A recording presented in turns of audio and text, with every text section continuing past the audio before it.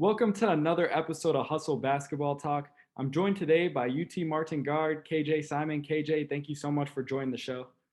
Yeah, appreciate to be here, man. Just happy to be here. Happy to join. Yes, sir, man. Absolutely. So, to start off, growing up in Orlando, Florida, what was the basketball scene like out there for you? And at what age did you fall in love with the game and start playing competitively?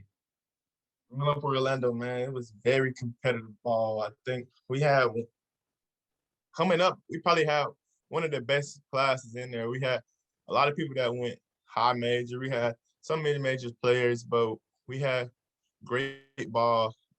Just to name some, we had Mike DeVoe, who with the Clippers now 2-way. Oh, wow. Growing up, it was Ant Simons. Yep. And you know him now. Nazir was playing. We got Rondo Segou, Rob Perry, that's at Murray State now. Yeah. Great Antoine name. Jones, CJ Williamson. So it's just to name a couple of dudes. Like we had a high level dudes, and it was a great competition. We all was around in Orlando, and we all got a chance to play each other. And we also played.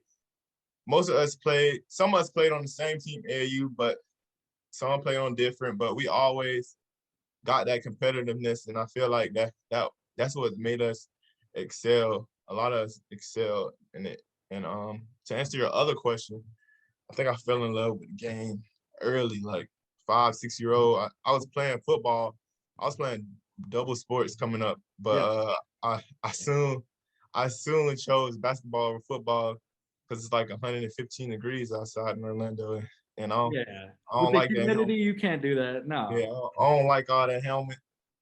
So I chose it, and from there, around like 10 years old, probably 10, 11 years old, I kind of ran with it, and just from there, I just worked, and Yeah. I'm here now.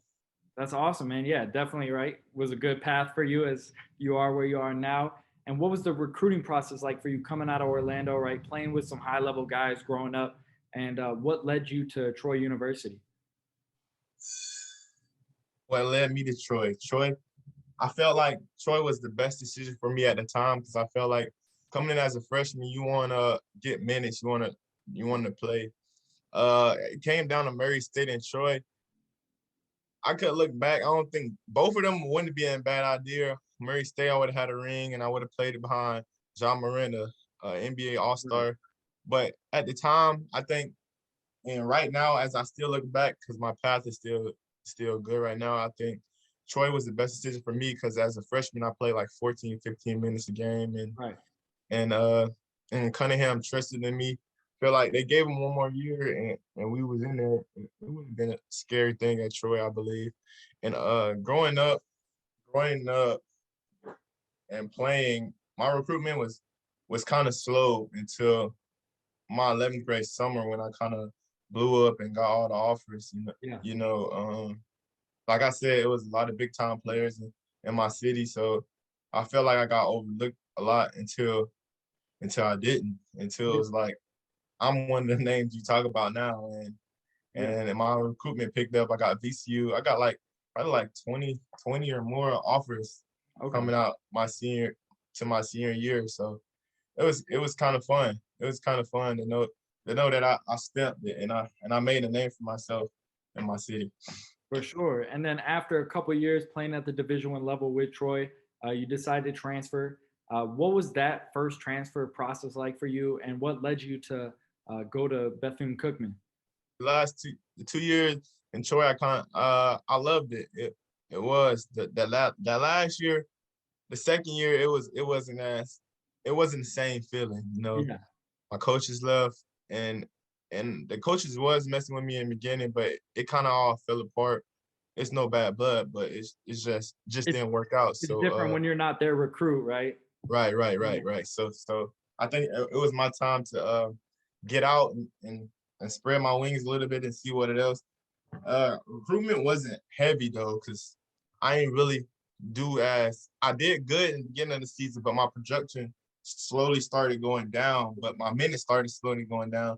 So I just had to go with a coach that really trusted me and somebody that was like gonna give me a chance. Yeah. Like my numbers weren't there, but I can hoop. And, Yeah. and and I know I can hoop. So I think Ritter seen in me, and I moved closer back home, and I was ready to give it a go.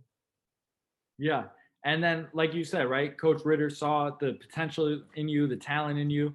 And after having the season canceled because of COVID and stuff, he takes the job at UT Martin in the OVC, where Murray State is, right, where you Right. were looking at it. And you ended up following him, going with him to UT Martin. So, what was that decision like? And then, how has your experience now been being the leader on the team? It was it was all different, you know. I wasn't the best player always. I always had the I always had a best player on my team. Like when I was in Troy, it was Jordan Bernardo. Second year, I was trying to come along, but it wasn't really fitting. I wouldn't say they did something. It was just not fitting for us. Bethune, you know, we got shut down for COVID. Yeah. I feel like that would have been amazing just to be at home and my family been able to see me. But COVID messed that up. But it didn't really stop my shine. I think I just took it as a redshirt year. Like I was saying earlier, I worked out with Coach Taylor, and getting it in every day, man. It was just an everyday grind, every day working on details. And I feel like when when Coach Ritter left and he was like, come along with him, I knew he knew my game, and I knew I knew he was ready to let me go, and Yeah. he kind of let me go to it last year, and all the dice fell, and I did what I was supposed to. I put up the numbers, and we fell a little short as a team though. I wish I wouldn't wish. I learned a lot of things because it was my first year being that dude. All eyes on you, Right. first on the scouting report. I was first team last year. It's just like uh the defensive schemes on you, like the pressure's on you. How to play against that now, right? Because Yeah, people are prepared for you. you don't know how hard it is until you there, and Yeah. and then you don't know how tough it is on the best player till you there. It's kind of easier in high school. Like, yeah, I was that dude in high school, but Yeah. it's high school. You play people that's not even gonna play basketball after high I was school. gonna say So you play guys that look like me, probably. yeah, you They ain't play gonna play now. college. I'm playing real dudes that's trying to go make money. Right. Like so it's different. It's different, and I feel like it was all a great learning experience for me last year, and I think it'll look a lot different this year, a way Right. lot different. And I just respect Coach Ritter. I tell people all the time, man, that's a great dude. Yeah. He's an awesome dude, and he never lied to me. He never told me nothing that I didn't do. Like he he he pushed me. He pushed me all last year, and and he he let me go too. Yeah. He never put no restrictions on my game. He never did nothing. So it was like I had to give him respect because he kind of rolled the dice with me. I might have been that best player everybody was saying, but he just knew in his heart, hey, this kid can play. And then I want to go show I can play.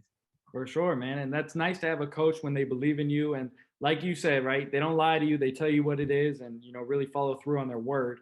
And then having that season now where, you've been that guy going into this season now where you're on the scouting report now, you're not sneaking up on anyone. They know what to expect, right? What can we expect to see from you this upcoming season? And how excited are you to get going this year? I think we're gonna see the same. I think we're gonna see it the same, man. I just wanna be more consistent. That's Yeah. what all it was coming back. I need to get my percentages up. I think we're gonna see the same, but also we're gonna see better defense from KJ. It was great D though. It was great defense. I still got 2 blocks, 2 steals a game, but I feel like the defensive side got to be a little step where I want to be one of the best two-way players in the country, and when it's all said and done this year. And I think we can do it. And with the team we just have, last year our team was pretty good, but I think we added a lot of pieces. We had Parker Stewart now. Yeah. We added Dez from Troy. We added another big, Rifle Miguel. Uh, it just look a little different. UT Martin looks a little different this year, and Yeah. when we roll out I think we're gonna show that it's gonna be a little different because the players we have now, I think we all competitors, and I think that defensive side is gonna look a little scary. For sure, man. If you play good defense, especially good team defense in the college game, you're gonna win a lot of games. So that's definitely gonna be exciting to see. And then going back all the way from when you started playing basketball around 5 or 6 to now, what's been your favorite basketball memory thus far? Ooh.